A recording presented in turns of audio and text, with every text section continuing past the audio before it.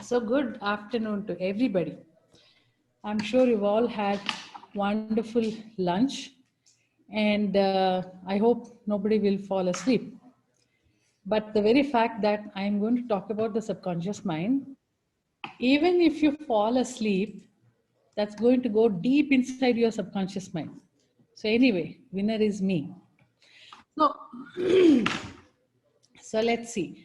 I am Isha or Ishanye, and quite a few people whom I can hear uh, know.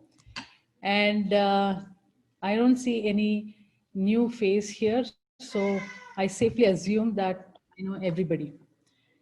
But if somebody here they don't know me, I am Ishanye. People call me Isha, and I'm a therapist. And originally, to start off, I was an engineer, software engineer. Worked in the corporate industry for 18 years, and then finally got tired of it, and so started doing my passion, which is basically everything to do with the mind and kind of a therapy. Okay. Now, when I was in the corporate sector itself, I had started studying about it. I had done lots of certification courses and everything. And strangely so, people used to approach me. I remember even our office mess waiter also used to come and speak to me and talk to me, take my suggestions. And so I used to help people on Saturday, Sunday, my friends and my family, like that. And then by the time 2015 started coming, like I started working in the corporate.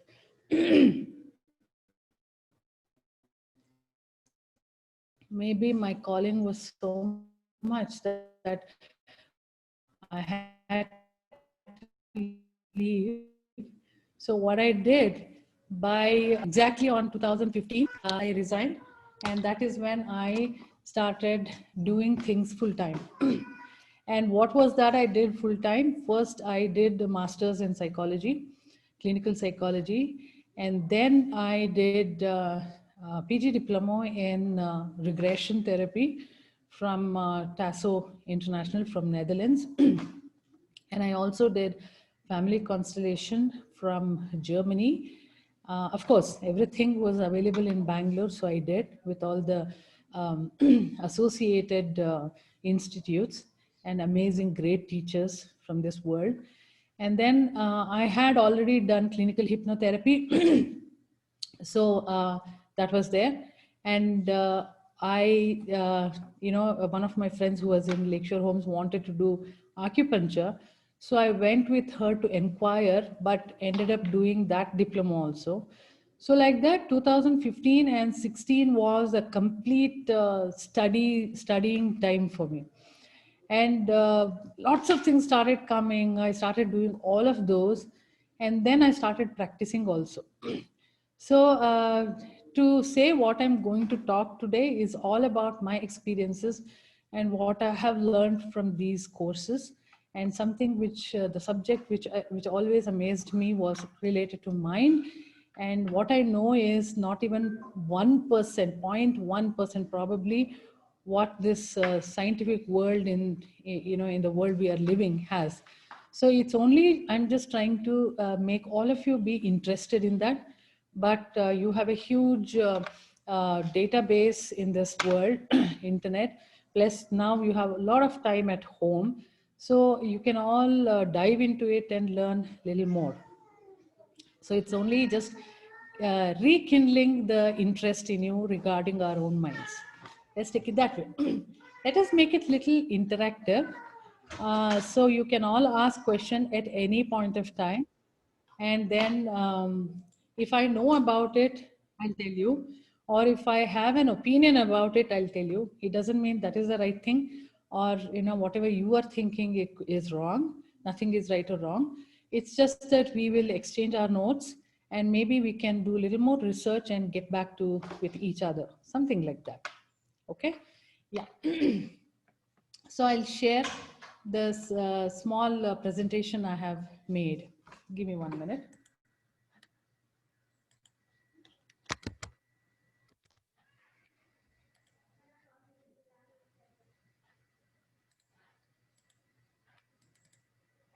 Okay.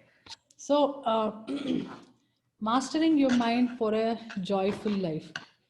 When this corona problem started, I actually started a group which was called as Joyful Life. And every Sunday we used to meet and we used to discuss, and we used to do some experiential activity.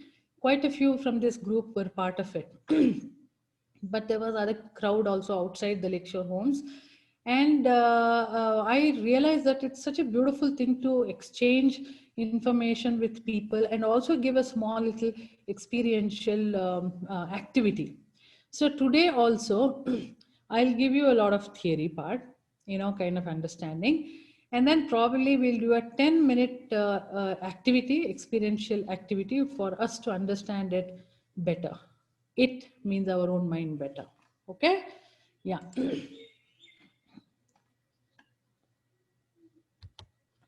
So, what do we want, all of us? We expect, or we believe also, that we are very sharp, we have a very strong mind, and we are very clear, and we are very peaceful. I hope everybody agree with that. Okay, this is the basis on which we actually live and we grow. But as we probably turn from childhood to adulthood, we realize that each of this are so difficult. You can be sharp, but we don't know how to use that sharp mind. We can be strong, but then we are going to feel very terrible when our friends are undergoing situations. And clear, I don't know how much clear we are. Most of the time we are in confusion. If you look outside now, the corona will tell you what a confusing world we are in. And peaceful mind, we kind of try to attain that by doing meditations, by doing that, by doing this, but we are trying to get it. It's difficult to have a peaceful mind. So we all agree that this is where we are right now, right? Now there are some questions you can all ask yourself. Okay. Are you peaceful, relaxed, and composed for the better part of your life? Are your relationship working well for you? Are you secure about your finances? Are you feeling professionally fulfilled? Are you enjoying good health? Are you enjoying clarity in your personal and professional life? Are you aware of the purpose of your life? Are you aligned to the purpose of your life? Are you happy and joyous most of the time? There could be several yes in this, and there could be several yes for a part of your lifetime, momentary answer yes. And there could be some part of your time, of your life, which could be totally opposite from this. But on and off, we are trying to get into these, at least one of these. So what is this constituting all? Okay. Okay, just one second. Okay. So when we are saying that momentarily you had a good time, and then you didn't have some of the questions, you had wrong answers or no answer, no as an answer, that means everywhere we have lots of events happening in our life. And these events which are happening in our life, causing something in our mind and body, right? So if you take a huge mirror, and if you're standing in front of the mirror, and let's assume the mirror breaks, each of those actually produces small little cracks and small pieces of the mirror. And each of those pieces actually reflect you completely, right? So our minds start cracking like this as events happen. Now these cracks can also have a lot of trauma, a lot of experiences, a lot of joy. But the more it becomes smaller cracks, the more you have lesser presence of yourself, the more you are vulnerable, the more your immunity system goes down, the more you start losing your identity, the more you are confused. So everything which we wrote, those questions, the opposite starts. The more you have pieces of your mind. So what are we? What is the mind? Mind, for a very logical person, is equal to brain. But you can not completely equate the mind to the brain. Mind is kind of an unseen, from the Chinese yin yang philosophy. The one which is seen is yin, the one which is not seen is, the one which is seen is yang, and the one which is not seen is yin. So the body is one which is seen, and the mind, the consciousness, is something which is not seen. Like it's like the fragrance of the flower and the flower itself, or the day and the night. So the seen one cannot live without the unseen one. The same way the unseen one cannot live without the seen one. And they have to grow together. They reflect each other. Their shadows fall on each other. And we call it complete only when both of them are together. Now, one can be very high, one can be very low, and it can be keep changing its sizes and positions. But we have to try to balance both. Now, the balancing act can be very less of mind and too much of body, or too much of body awareness and very less of mind. Also is balance. Totally, it will make one whole, but maybe this much and this big, or this much and this big. So it keeps growing like that. There's never the equal part. It's keep growing. And whichever part you need at that time you're using. So we have to understand that there is nothing called exactly balancing. 50% is not balancing. 75% is also balancing, provided it is making 100%. Okay. So what happens is we have innumerable number of thoughts right from the day you're born. Maybe at that time thoughts were less, but as you grew, thoughts started coming. And all our education system and everything only tells you think properly, concentrate. This is what keeps on happening throughout our life. Everybody tells us to concentrate. Everybody tells us to think straight, think right. And when you become an adult, you will also start hearing, think outside the box. So basically, the whole world is telling us to think. You are here to think more than living. So basically, what happens is every thought produces a lot of feelings in you. These feelings can be emotions too. And when these emotions become more, it starts making, shifting, changing some energy in your body. Some of the thoughts make you feel very extremely happy. Some of the thoughts make you drained out. We call that I feel drained out. Oh, I feel I don't have any energy to go there and do stuff. The thought itself is going there. Oh, I'm drained out of energy. These are all we talk because that is felt in our body. Then what happens is when the body starts feeling it, that is where our reality starts happening. So actually a thought will result in a reality. Reality is equal to actions. Now the actions will have consequences, which we basically call as karma, which we can leave it right now.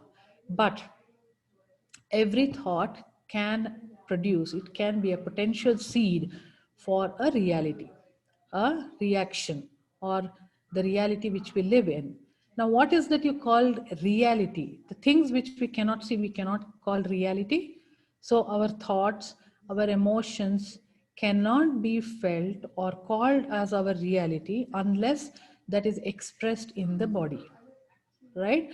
So if you apply this, every success, every failure, every accomplishment, and all about spirituality, your finances, and your health, everything is actually created by us. by different thoughts. So there are many number of books in this world people have written, where before any ailment actually surfaces in the body, there's always a thought, a seed thought, which we call as core problem, always probably much before, much before, in the sense maybe years before, were there in the thought. So there are lots of attempts done by a lot of people to understand the reason behind ailments. You know, if people who are having thyroid problem, uh, in their life they would have had very low self-esteem, and something is not okay. I don't feel okay at all. I am not allowed to express. Nobody listen to me. All kinds of things people with thyroid will have. And people with probably diabetes will have something like, where have I taken the sweetness from everybody? Or where I am not giving sweetness to people, where I'm not feeling sweet in my life. And at what age it has happened, we can also figure out what happened at that age will tell us where is the problem. And a lot of people have heart problems. So where you're not accepting the situation in your life, where have you not accepting the love, or where are you not giving love and acceptance, all kinds of things. Maybe at a childhood, you were away when your parents were not well, and maybe your parent had heart problem and you were not available at the time, and then now you're feeling that, oh, I should have loved, I did not love them enough. So all kinds of things will start there. And when it comes to the this one, um, what is that, cancer, it is mainly resentment and self punishments. Many autoimmune diseases are, I am not able to fight the some things around me, very close people around me, I'm not able to fight themselves, so I turn it inwards and I fight within myself. So that is most of the autoimmune diseases, and thyroid is also one of those. So it's like that. So when you start going deeper inside all this, you will start realizing that there are so many seed thoughts in your life, which is actually causing, contributing to our reality. When I'm saying reality is the current situation which you are in. Now, these things can be coming from any time of your life, but mostly all these are a reaction to 0 to 10 years of age. Okay, let's see the next, how mind is made up of, constituent. I'm having a little problem. Okay. So this is one very popular school of thought, and a model theory of mind is what they call. It's based on Dr. Kapas. And so as you can see there, it is written in a oval shape, but mind is not exactly oval shaped. It's all around you. As I said, it's an unseen part of you, and it is like spread even to 12 feet is what they say, but it can travel even far away. You think about somebody from here to whoever is there in the US, and suddenly you get a call from there. That fast mind can travel. There are lots of experiments done on all this, and so from you can figure it out. If you want proof, you can just browse the internet and you'll get that. So this is a representation of the mind. Okay. Now here, the primitive area. Is there any way I can show the pointer? Okay. So the primitive area is what it is. Wait, let me just make it a little more better for you all. Okay. So you can see the primitive area here, right? Now that is what we are all born with. And that has the very basic instinct of our human nature, which is, you can also classify as fight and flight. Fight is if I have enough energy and if I feel more powerful than my opposite party, then I can fight it.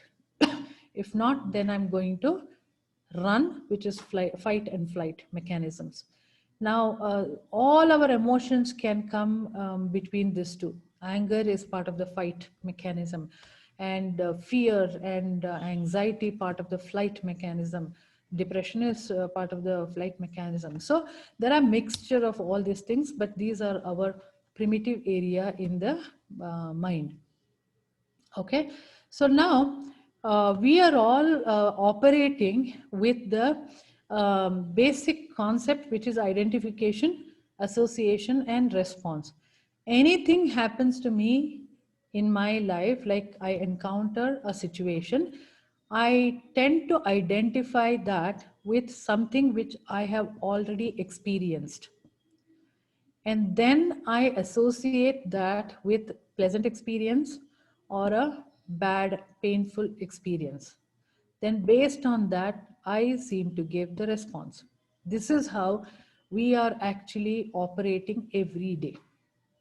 Okay, this is the basis on which every human being, an adult, let's say, is operating. Okay, so now getting back to this primitive area, let us consider that this primitive area is what which is always in a baby, well established, well, completely formed. They say that it will have one big fear of falling and fear of loud noise. Now they go back to any, the research sometimes says that where is this fear coming? It is coming from the Big Bang time. When probably the earth was formed, this fear probably got engraved, is what they believe from where it is coming. Okay, now let us get to another part.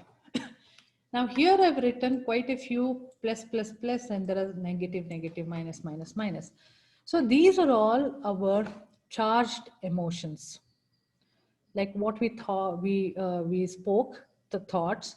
If the thoughts have emotions, then they will make changes in the energy, and then comes the body. Only those will be the seed thoughts. If you just think that, oh, it's cold today, and that's it. I mean, it's not going to create any problem to you. Not all thoughts are seeding thoughts. But those thoughts actually, which create our response,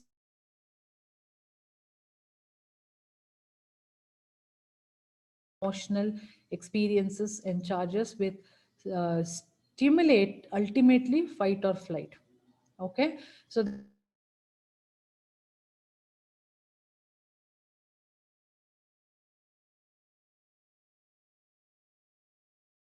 folders, like how we have folders in our computer system, like that they get formed like folders in our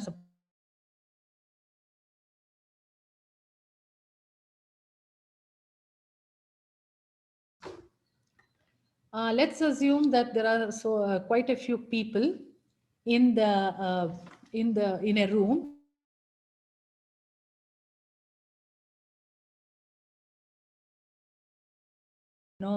Pat the dog, hug the dog. Some few people may scream and run away. Okay, so for the same in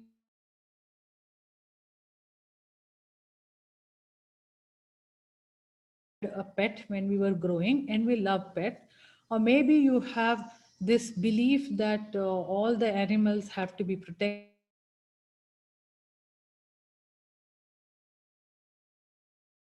as nice. Isha, Yeah. sorry to interrupt. I think the voice is breaking. I just wanted to check if it is because of me alone or it is the disturbance from there. Others are able to hear Isha fine? Clearly, Vinay here. Okay. All right. Okay, Okay. my network is also not all that great, so if such things happen.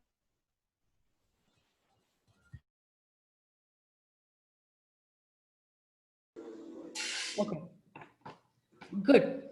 So what happens is, for many people,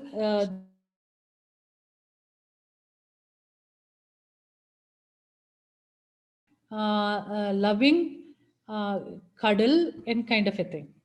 And somebody who's bitten by the dog who wanted to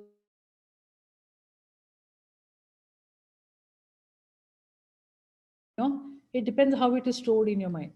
So what happens is when a external environment gives an input like that,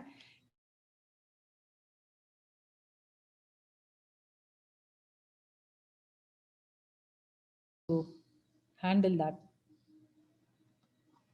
Okay. So what happens is based on these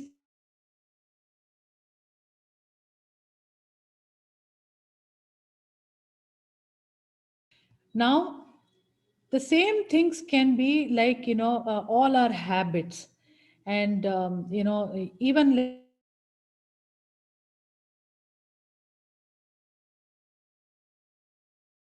because I feel that I need to become slim and everything, and then with my friends I go to a restaurant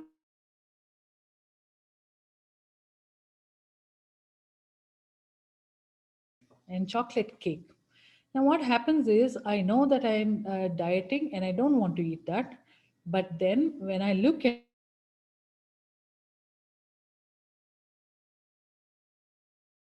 me for my every birthday, then chocolate cake represents love for me. So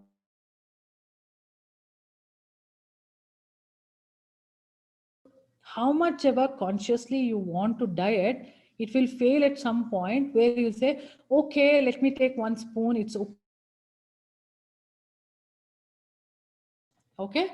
So you end up taking the spoon. Fortunately, if you are really so strong in your conscious mind, then you may not eat the whole thing. Otherwise, you may even order one for yourself and eat. And you'll think that from tomorrow onwards, I'll do that needed diet. So this is how subconscious mind is always the master. And subconscious mind is 88% of the whole mind. Conscious mind is only 12%. Okay. Now, out of this 88%, this people say this, which is not may not be true. Einstein used only 10% is what they say. Okay.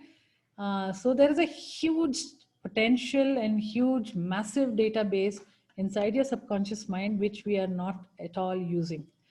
Okay. Now, if you look at it, there was a conflict between I am doing the diet and I like eating this chocolate cake because it represents love for me. So there are so many such conflicts keep happening to us in our life. One of the example is smoking. When the first time any person start trying to smoke, smoking would have been extremely bad experience for him or her, where they would have coughed their lungs out and the body would have said, what the hell are you trying to do? This is not nice, everything. But in the background, they might have been undergoing a stressful situation. They might have felt that nobody's caring for me, or there could have been a big guilt feeling, or there could also be after the lunch, I'm feeling good and I have friends and relatives here, let me give company, it's so nice. Or even in some of the software industry, what I've seen is all these sales people will go out for a chai and smoke. And if they want to network, they'll go stand there and they'll also start smoking. So though the body is not liking it, because of certain few things, we kind of do it so often. And initially there'll be conflicts, but slowly when it goes into the subconscious mind, it start becoming addiction and there won't be any way to get out of it. Now, consciously, you try to handle them and make them, give some other alternative stuff so that they can leave it. No matter what you do it, unless you address the original core issue why it happened. If you don't handle that, if you don't correct that, or rename these folders which we have made inside the subconscious mind, rescript it, you won't be able to get out of this. So it's not very easy, but we have to be aware that maybe consciously you try several times, then maybe it gets rewritten sometimes, and then you may get out of it. But the most easiest thing is to actually go and address the subconscious mind. Okay, now let's go a little bit about the critical filter here, which I've written critical filter. And this filter is something like, you know, how we use the tea filters. Okay, so whatever coming from outside environment, from the conscious mind, critical filter applies itself and then brings out the response from the subconscious mind. So critical filter is the one which is doing the identification, association, and response. Now, what is this critical filter made up of? It is formed between 0 to 10, I said. So basically what happens is, these are nothing but our belief systems and the rules which we have formed. Okay, the rules which are coming from our society and our school and our friends and peers and parents and experiences. So this critical filter is mainly some of the rules we apply on the input. And from 0 to 10, we are like sponge. You have heard of all this. And whatever the parents say, that's what we keep taking. The Freudian, this thing tells based on the age, this is how we take, etc., etc. So we keep on forming those filters. And as I said, socio-economical background and religion and past experiences, ancestors and parents and friends and siblings, teachers, everything is going to form this particular beliefs and rules. What we are going to form this. These are called filters. And on top of that comes conscious mind, which is our coping mechanism. So conscious mind has logic, it has reasons, it has decision-making capacity, and it has got something called willpower. Why do we need willpower? Because if only subconscious mind is acting, which is a master, you will be seen as a totally insane and mad person walking around in Lakeshore homes. It cannot happen like that. So you should be able to take a decision based on the critical filter, and then you should have the willpower to stop the subconscious mind. So willpower, though it looks like amazing factor to be used, it is more like a painkiller. Painkiller cannot solve the problem. It will only for the time being, it makes you, not to feel the pain. So willpower is somewhat like that. So using your willpower may not be a solution for you. Rather, accepting and going in depth and finding out what's happening in your life probably will help you more than the willpower. Okay. Now, the conscious mind has logic. It has language. It can talk. Subconscious mind doesn't have logic. Although we say that it doesn't have logic because you don't know why you end up eating that cake, but if you really analyze it, it's totally logical. But it doesn't have any language to speak, but it speaks through your body. So body is connected to limbic brain, which is mostly subconscious mind. Okay. Now what happens is when you're going for an interview, your heart is beating very heavily, very fast, and then you're feeling butterflies in the stomach. All these are subconscious mind talking. It is immediately doing identification, association, and giving you response. But you have a free willpower, which is kind of, I have to go get this interview. So the body starts showing up in the subconscious mind shows a lot in the body. So you cannot like keep telling, okay, it's fine, now I'm going to do well. No, it's not going to work. What do they tell you to do? They tell you take a deep breath. Now you're telling the body, come down. Okay, so there are so many clue you can take it from the body, and accordingly you can do it for the body so that you can talk to the subconscious mind. That's one of the ways in which, when before a panic attack is happening, you are able to sense it. At that time, you do some amount of pranayama or something like that. Eat chocolate, that's another thing. Then it comes down. And when you calm down your heart, panic attacks actually comes down, because that is associated, the association has happened with the body, and the body starts, the heart starts palpitating very fast, and you know that you are entering the panic attack. So if you calm that down, then naturally you don't enter the panic attack. So there are understanding the body or understanding your subconscious language, you can actually change a lot of stuff. Okay, so now the 12% of conscious mind is extremely important, but it's not necessary that you live with only 12% of the conscious mind, because we all know subconscious mind is the master, right? Now, how do we get into subconscious mind to understand? Because in the morning when you get up, when you brush, you know that next you're going to have breakfast. Okay, that is very easy for you to get that in your reality, the breakfast, because you're thinking in the conscious mind. There are a lot of things which I don't know why I'm undergoing the problem in my life, because subconscious mind holds the reason for it. How to make out this? If we don't know at all, how do we solve this? So everything has to come to the conscious mind for us to understand. If it is sitting in the subconscious mind, we cannot understand that. Now, how do we do that? It is very simple and very clear that somehow you have to go through the critical filter, or you somehow have to break that critical filter, so you have access to the subconscious mind, and that can come to the conscious mind. Right? Now, how to break the critical mind? There are two things. One is, why don't you clear the critical mind totally and completely? Okay, so critical mind goes on actually taking all the inputs, what you're seeing, what you're hearing, what you're smelling, everything goes to the critical mind, and then it stores there for 24 hours. And when you sleep, it clears. Okay, or when you overload the message which is going to the critical filter, at some point it cannot hold it anymore, then it breaks. Example I'll give you.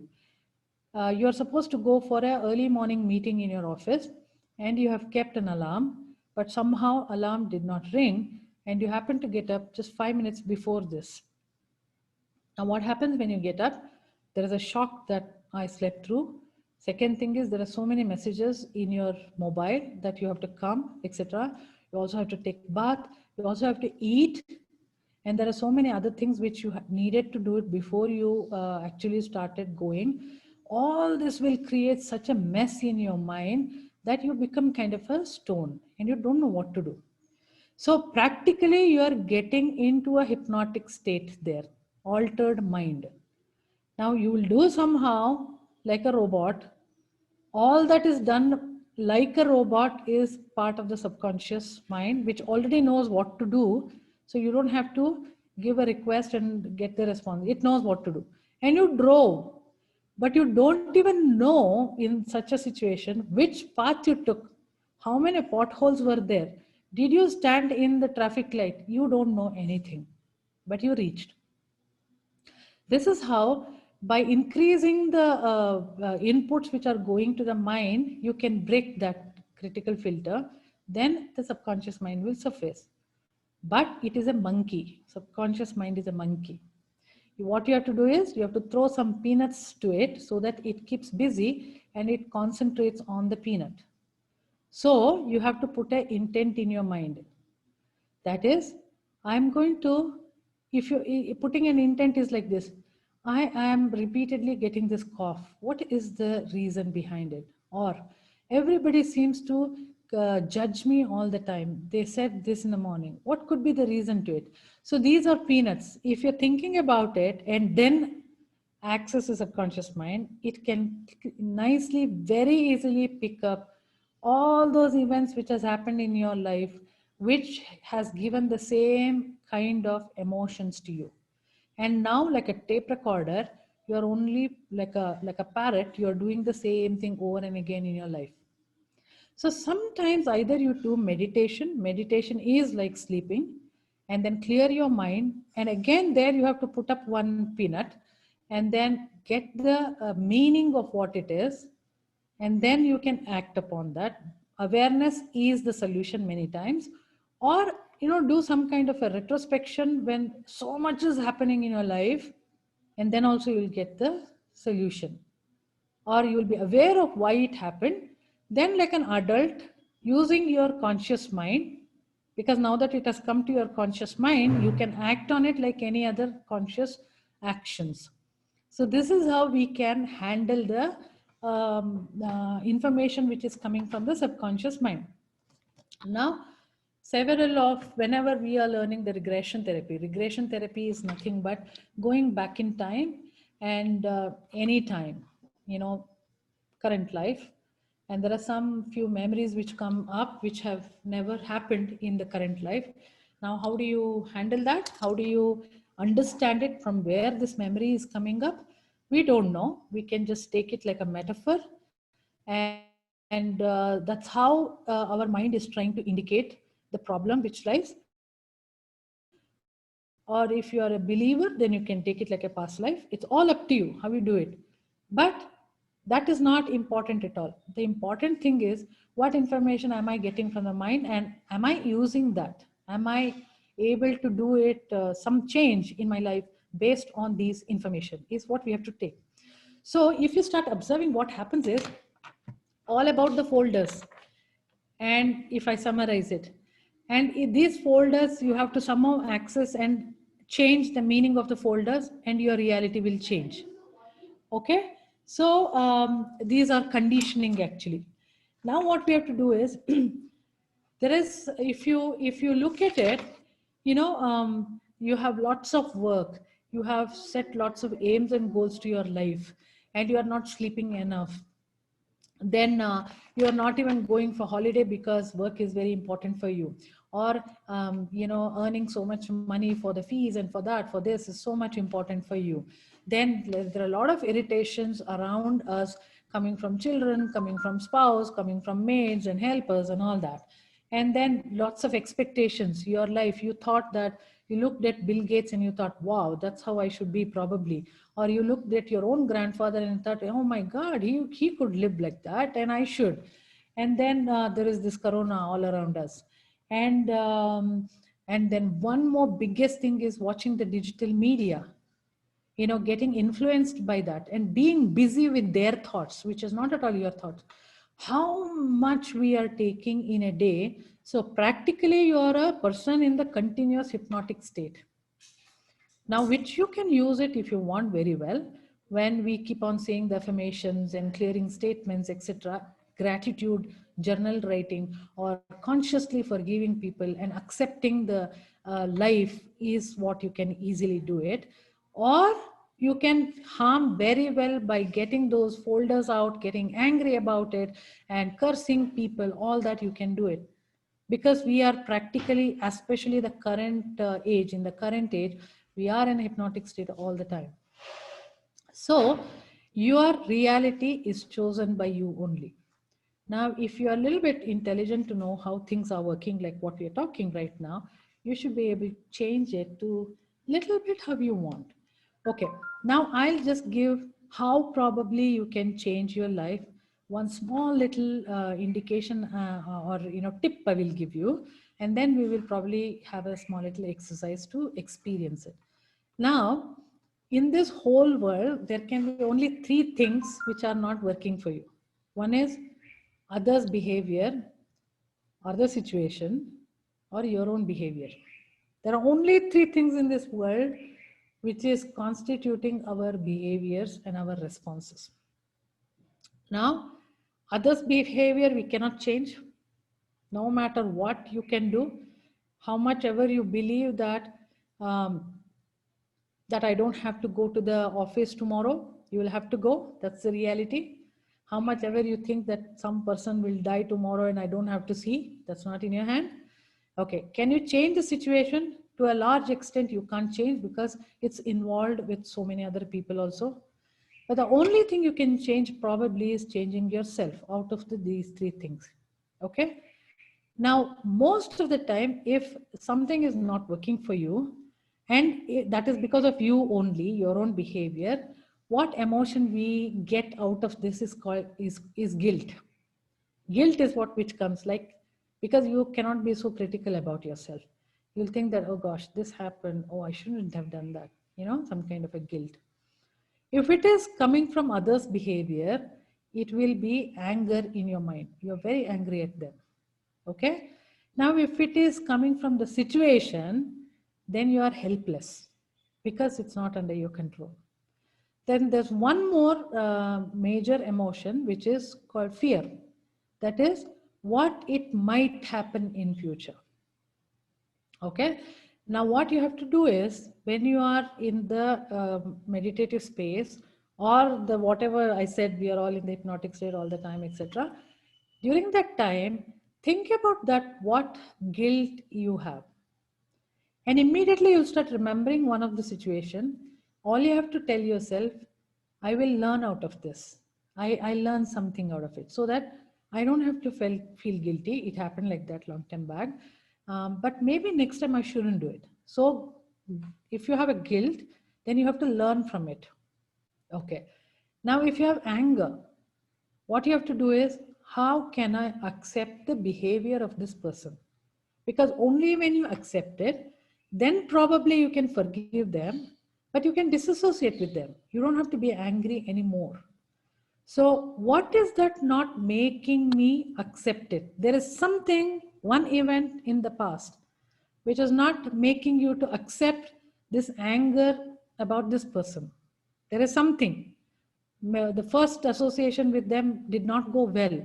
And you made a rule in your head that I hate this person. And whatever that person does from now on, you are going to be very angry. You can't let them, you can't take them and throw out of your life also, maybe because they're very close relationship. But you will get into a loop of this forever in your life if you don't accept that. Yes, it is happening to me like this. I can't stand this person. When you remember, when you accept it, when you are able to totally accept, then you'll think that, okay, now what can I do for it? Okay. Now let's take the helplessness. There's only one way to get out of helplessness, which is motivation. Now, if you feel that, oh gosh, I am fired from this office, then think, why, what happened? Maybe you need to learn something more, go to some courses, increase your capability, or maybe the way you handle something did not go through, or maybe whatever, you will understand it. And how can you motivate? Okay, tomorrow let me just see something else. Tomorrow there will be some other situation which I can get the job. So you have to pick up from your wherever you are feeling helpless and motivate yourself to move on. Maybe some path will open up. Maybe some other place you will get the job, or maybe you need to, it's time that you looked at some other different job. So you have to start motivating yourself instead of being helpless, because if you are stuck in the helplessness, you will get into depression at some point. So you cannot go to that level. When it comes to fear, the best example is you only. When you were a baby, you couldn't move, you couldn't express that you're hungry, or you couldn't talk like how we are able to talk right now, but you were able to scream, you were able to make all kinds of things, and everybody understood you. And you grew to this big adult from that stage of a very, very vulnerable baby. What that baby had? Baby had the willpower, baby had the faith that I will one day become like my father, like my mother. I will become an adult one day. One day I will grow to any level. There is one very strong faith that I am taken care of. So wherever fear is there, just restore back that faith. There would be some situation in your life where you lost that faith because you had faith, but somebody did not do what according to your belief. Then you started not believing it anymore. And that is how you start getting the fear. So when you know that situation, going back in time again, understanding that situation, you will be able to now restore back that faith that it's possible, that you can change. So this is how you need to attempt to understand your own mind. And what happens is, when you start doing this, you will understand that subconscious mind is it's an explosion of possibilities. because inside this, even you have talents, you can bring those talents up, and it has highest power, which is maybe totally illogical. It has everything which you can actually equate to God or the creator. That is why probably in Hindu philosophy, we say that the God is inside you, because that subconscious mind which has everything across time and space, it is there in your subconscious mind. It's how do you get it out and then use those massive potential for a fantastic life. You have to unleash that subconscious mind. That's what we have to do it. So when you start doing it, you will start realizing that you are not a victim of a larger than life, destiny. It's not a fate. It's a choice, and we are the masters of it. We have a choice to make. We have a choice to change the life the way we want, and you have all the techniques, everything, and you have stored that in your mind. It is there in your mind. Okay, so when we talk about all these things, then you realize that life is actually totally so logical, and it is so logical that uh, it's a game which we are playing with our own self across time and space. And once you understand that logic, you will start playing a different game. You're not going to go out of the game, but probably you are going to be a winner of that game. That's about the subconscious mind. So I think I will stop now talking about this so much of theory, everything. And if you have any question, it's already 2:58. If you have any questions, please unmute and ask. And if you don't have any question, I'll just give a small experience for you all, how easy it is to access our subconscious mind. Okay? Any question, anybody? Isha, Dolly has sent some question to me. I think she had a hard stop at 3. So she sent that. Maybe you can take those questions first. Okay, there is in the chat room or where it is? No, she has WhatsApp to me. Okay. I can read it out. You can ask, Pavitra. If I don't answer, I'll answer. Sure. Okay, couple of question. Positive attitude works miracle. Your thoughts? Okay. So there is no positive or negative thoughts. It's all our conventions. When you look at it, life is only filled with experiences. Now, when you're saying positive, emotions means definitely there is a layer under that for you, which made you feel it is positive. Right? So whatever is positive for me may be negative for someone else. So it is very personal experience, whether it is positive or negative. But if it is positive for you, something, why not? You can use that. Definitely it is going to, because it's a snowballing effect. Now, if you have a positive effect, again, on top of it, positive things only will start coming to you. I think the question was about positive attitude, not positive emotion. Are they two Yeah. the same? No, attitude is actually how we respond to the emotion. That's how it is, right? Attitude is nothing but our reaction. Now, when you are really angry at somebody, positive attitude is very difficult, right? So you have to go in depth to find out why it is not possible for you. How can you just, feel so good about somebody who's standing there and screaming at you? Right? If positive attitude is not always possible unless you convert the folder name into a positive attitude. It's a response. Okay? Okay, so basically in the subconscious mind, it should consider that as the Positive, yes. That is where the solution lies. Of course, what happens is all these emotions and thoughts have frequencies, right? So if you're feeling happy the whole day, obviously that whatever comes to you notice, whatever you notice will be all happy events. Now, if you are already feeling low, that low frequency is all around you, and you will start noticing only everything which is matching up with that frequency. So that is why they say that have positive attitude, then good things will happen to you. Now, what is that which can give you positive attitude? Probably you can think about it. For example, you want to keep yourself feeling love. Love is a very good frequency. What do? Maybe you can think about your child, or maybe you can think about your pet. And then when you feel that love, you're setting that frequency. And continuously, as long as you're in that frequency, it will give you kind of a good feeling in you. Right? So that is one thing where how you can have a positive attitude. But for that, you should have positive experiences in your life to get that out, the feeling of love. So that's where comes your subconscious mind alteration.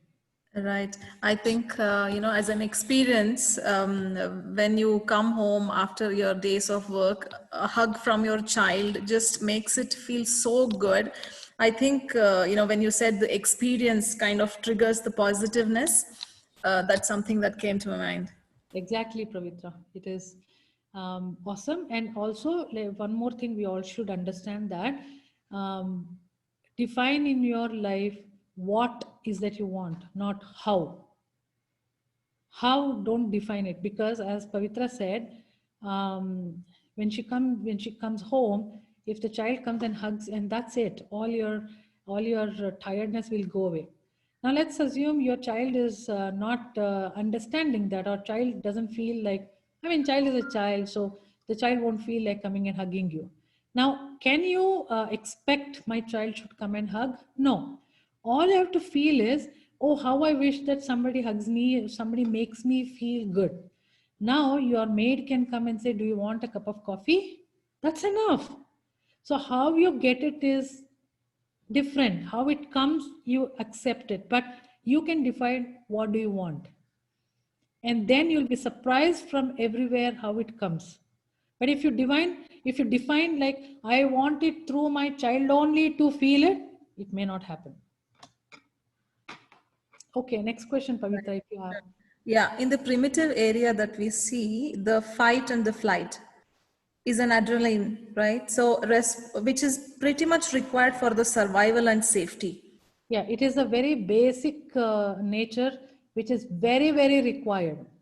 So how do you kind of strike a balance? Because sometime back, Keshav was also sitting next to me watching this video. Now he's not around. He was pointing me at the word flight, because that's my nature. So how do you kind of, the balance out with the fight and the flight? Pavitra, you don't have to balance out at all. It is a response. It is like if a lion is standing in front of you, can you calm yourself down at that time to think, how can you balance it out? The only thing you can do is probably run away. You can't even fight it, right? So you know what to do at that time. So now don't try to, change your fight and flight mechanism. Rather, you change what is it triggering that fight and flight. You get it what I'm saying? Yeah. Fight and flight is not in your hands. But what is it causing you the fight and flight?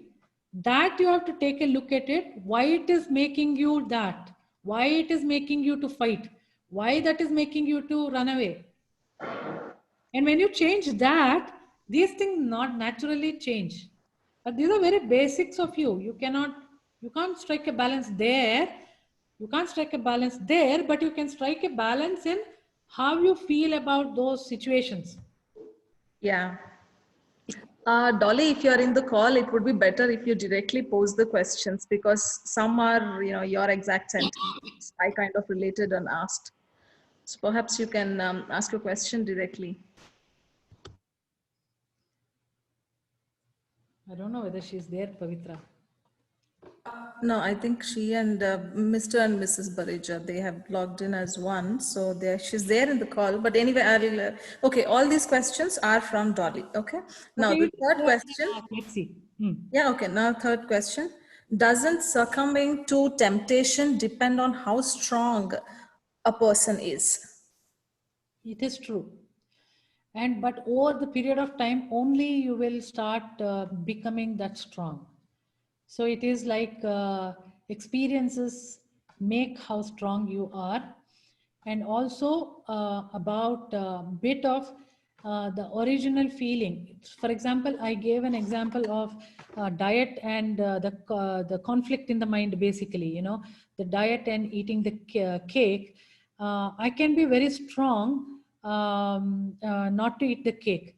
Now let us remove that I want to become thin, okay? Let us put I have a critical ailment. Won't I be very strong not to eat the cake? So it again depends on the situation and how important it is for you. That is what is going to define your strength.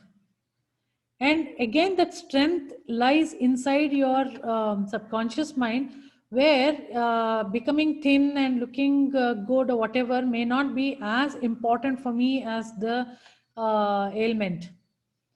So the strength you actually derive from the subconscious mind itself, based on the past experiences you have stored. And these past experiences will be snowballing in our life, or onion peel. It's like that. And then somewhere it would have made it so strong for us that depending on how big we have made the snowball, that much stronger we'll have to be. You got it right?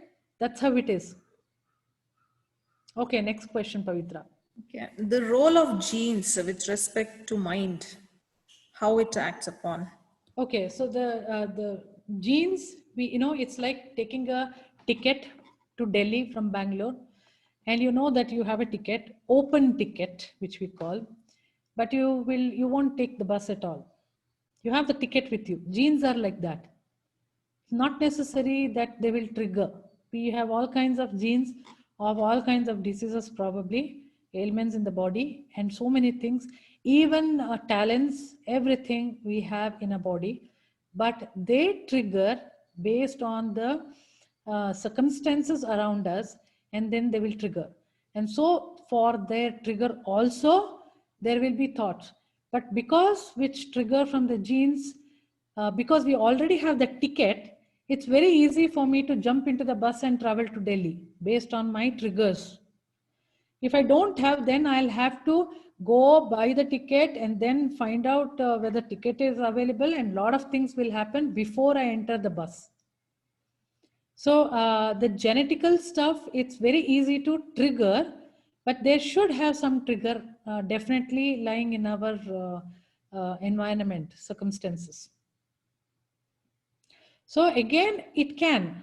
There are lots of experiments are also done on this based on the, there was one Russian experiment where the twins, and one was kept in a hostel and the other one was kept in a house, which they had some genetical disease going around in that house. And the boy who was in the house got it, but the boy who was in the hostel did not get it.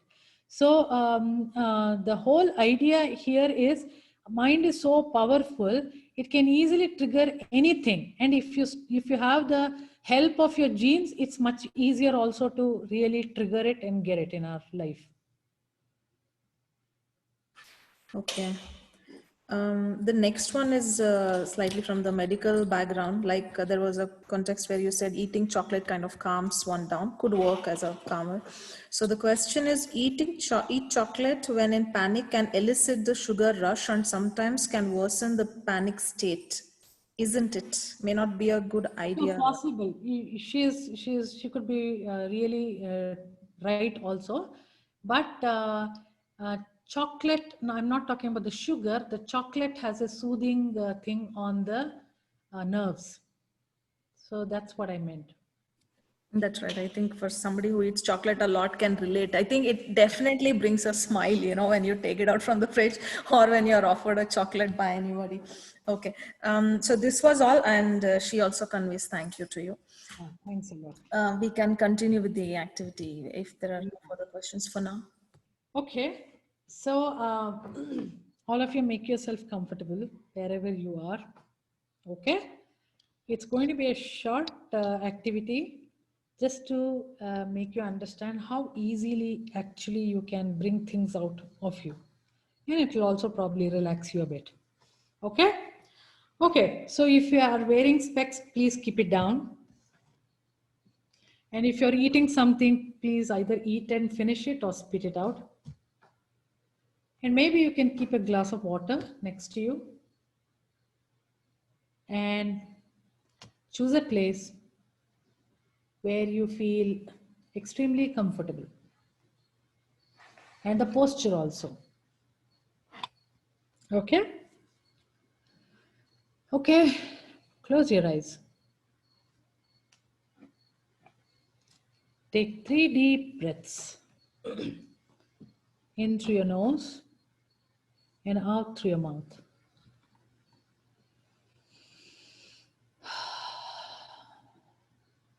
Just observe normal breath. And the more you observe your breath, the more calmer you're becoming. Just tell yourself, I am everything. I am. With the closed eyes, observe what dress you're wearing. Where are you sitting or lying down? Is any sensation happening in your body? And what are you hearing in the background? Let all these things push you to a more calmer and calmer state. As you are hearing my voice, you are going to concentrate only on my voice only. Every other sound in the background is only going to make you go deeper and deeper, calmer and calmer. And the more deeper you go, you feel more breathing. You feel like having more oxygen. And the more you breathe, the more deeper you go. And slowly, as I'm telling you, you start drifting and drifting. And then you're able to see that you're standing on a beach. And just look around with your closed eye. What all you're able to see on this beach? Are there trees? What kind of trees you can see? If there are coconut trees, do they have coconuts in them? If they do have coconuts, can you count how many coconuts are there? Now slowly drift your attention towards the sea. Are there birds flying? Can you hear their sound and voice? Do you hear the waves? Do you feel the mud, the sand below your feet? Do you hear any voice, anybody around you? How is the weather? Is it bright and sunny, or is it about to rain? How do you feel about this? Do you feel like going closer to the waves? Then slowly walk towards it. Stand near the waves. And one wave comes and hit your feet. It's warm, very warm. And it feels so good, so soothing for your feet. And under your feet, the mud, the sand is making some patterns. And you like that too. Now let this relaxation, it is so beautiful relaxation. There's another wave comes and hit your knees.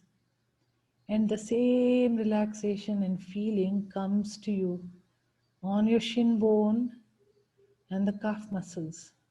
And it just makes you feel, wow, it's good.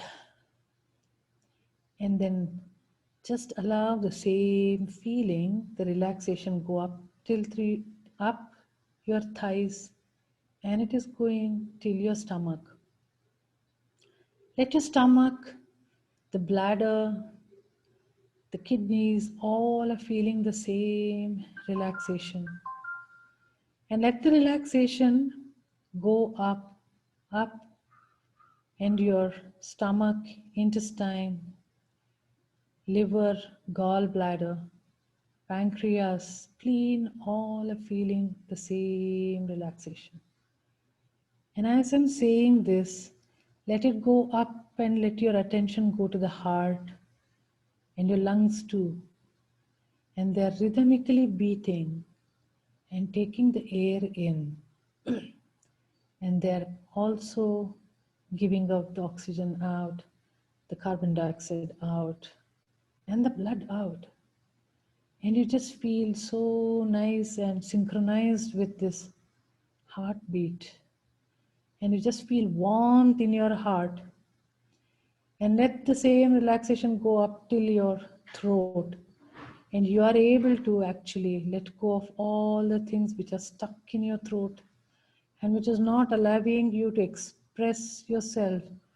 And where there is very low self-esteem, everything let it out through your breath. And you start feeling okay with everything you're experiencing. Let the relaxation go over your shoulders. Loosen your shoulders. Drop your shoulders. A lot of lightness will come to you. Drop the heavy weight you have kept on your shoulders. Nothing is required at this moment. Let the relaxation go through the shoulders, over the shoulders and the arms until the tip of your fingers. And then you feel very nice in your arms. And let the relaxation now go to your face. The skin starts glowing because it is very relaxed now. Your teeth, your jaws are feeling very good and they're relaxed. The more your jaws are relaxed, you're letting go all the anger you have stored in your jaws. And let the lips and the tongues be very limp and they're getting relaxed. Let the relaxation go to your nose, your eyes, eyelids, eyebrows, your ears, and the forehead and the temples. And inside the forehead, the brain. Just feel completely relaxed and let the relaxation flow over your head through the spine, and it goes down and down and down and down and down and deep down till the tip of your backbone, and it goes through the thighs, backside, and then it reaches the tip of your heel. So the whole body is now vibrating with the relaxation. Just feel very nice about yourself and your relaxation. In this state, as I'm telling you, you are going to drift back in your time, in your life. You are going backwards and backwards. And then between the age of 0 to 10, you will see one event which made you extremely happy. One event which is very, very happy for you. You will get that the first image and the first thought and the first feeling in your body, you get in touch with that event and find out what is happening there. Find out around you who are there. Find out what is the reason for that happiness in you. How old were you? And just get some details of what happened then. Observe it. Feel it through your nose. Feel it through your skin. Feel it through your ears. And feel it through your closed eyes. Get the details. Who are there? What they're saying. And what made you feel so happy. Now, in that moment of happiness, what did you decide about this? What belief you got it? What kind of rules came to your mind? What is that which impacted you at that time? Just observe what happened. What did you decide? And when you get this information, now come back to the current. Come back to the current state. Observe yourself. How did that situation impacted your life? Where that same event is actually making you play in the current life. What is the impact? How much strength you are getting it from that particular event which happened long time back. You get the glimpse of many more events probably where it matched up with the same happiness. And probably you took some decisions based on that decision long time back you made. Get an idea what is happening because of that one event.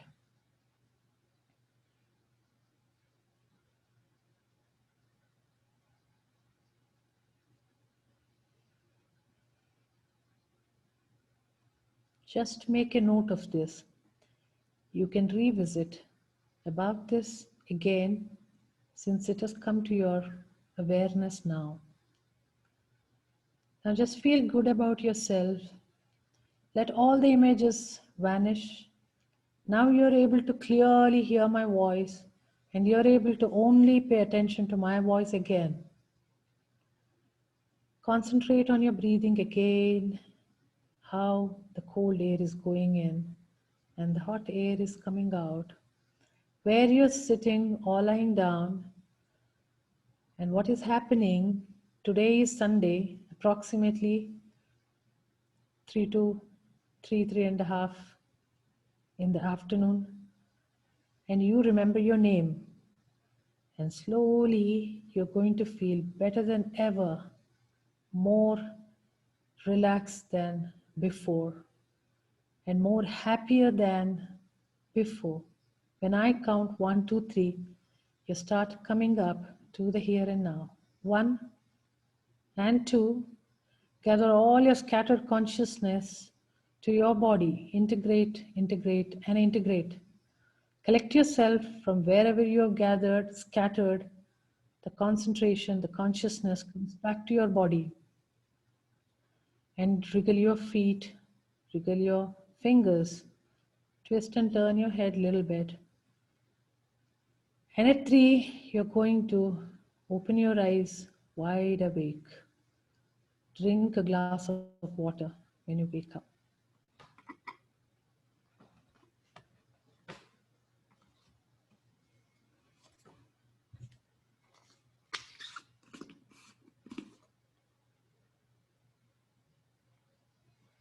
Oh, that felt very good, Isha. Very nice, Pavitra. So, what I would like to say is, how many of you actually could hear on the beach? Maybe you can all now open your mic, unmute yourself so that we discuss for 5 minutes and then we will quit. Or you can put it in the chat window and I'm going to see them. How many of you could actually hear standing on the beach?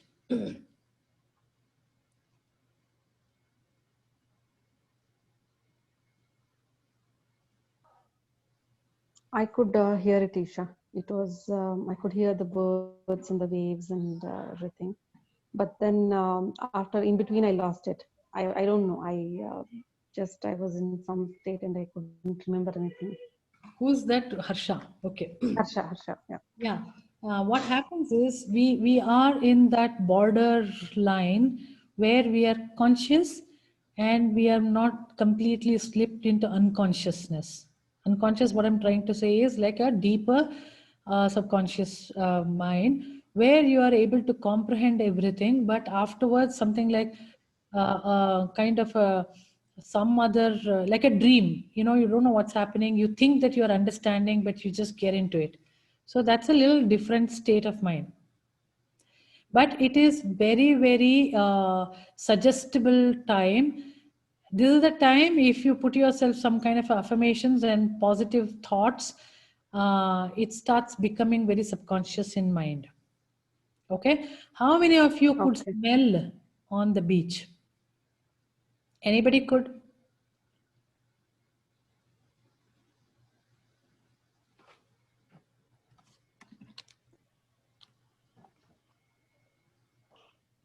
Okay. Yeah, we all have to imagine we are not standing on the beach, right? It's an imagination. But how the imagination becomes so true for us, because we all have gone to beach sometimes or the other in our life, right? Yeah. So it's obviously it's an imagination, because we are not right now really standing there. Everything is like that in our life too. But you can actually associate with the smell also. You can associate with the hearing also. And you can even count number of coconuts. If anybody could, anybody have done it, they could have even, counted also. So it depends on what kind of sensory stimulus is very advanced in you. We call it clairvoyant, clear audience, clear cognizant. So based on that, we tend to get the information from the subconscious mind. But I'm sure a lot of people here could imagine, but some people cannot imagine, but they can only hear. Even that way, you can get it from the subconscious mind. Okay, let's move from there. So when I said one event in your, one very happy event between 0 to 10, were you able to remember something? You can just put yes if you have. So then I'll know at least somebody has felt.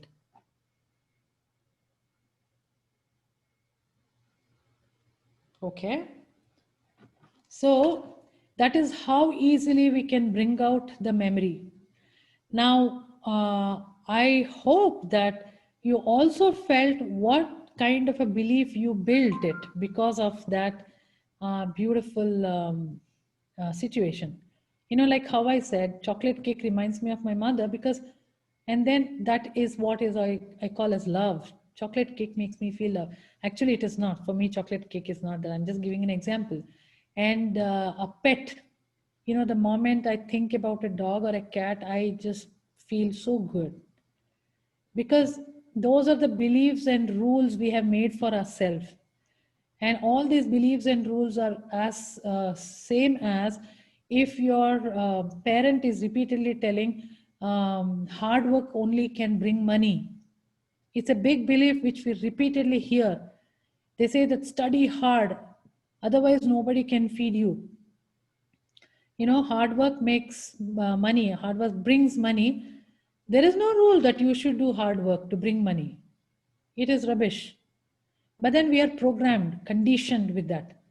So we have taken decision on our own. I had to go away from my parents to study when I was in 4th standard. And the belief which I have made for myself is, I have to do everything for myself. Nobody can do for me. Now in my life, I'll be very happy, or this is the only way for me, is to do everything on my own. Even though I might have help, I won't be happy with that. Now, who is making tough life here? I myself is making. How? Because of the rule I have made for myself, because of the situation which we are in. So we looked at a happy situation and we saw all that, but very similarly, we would have made belief systems and rules about everything right from childhood, and that's what will be affecting our self. When we have not probably paid attention in our childhood, we look for appreciation from people. And what happens is, the more you look for it, the more you don't get it. So rather, how can you appreciate yourself? It starts from there. So these are all some just a simple examples I could give you in just 1.5 hours time. So I hope all of you enjoyed what I did, and I kindle your interest in this. And then there are lots of material, lots of people in this world who have written so many wonderful things about all this. Read it If nothing, just enjoy how beautiful human mind is. Okay. So thanks a lot. We came to the end of it, and I'm going to now finish the meeting. Thank you all. Thank you, Isha. Wonderful. Thank you. Bye, everybody. Take care. Thank you so much, Isha. Thank you, Isha.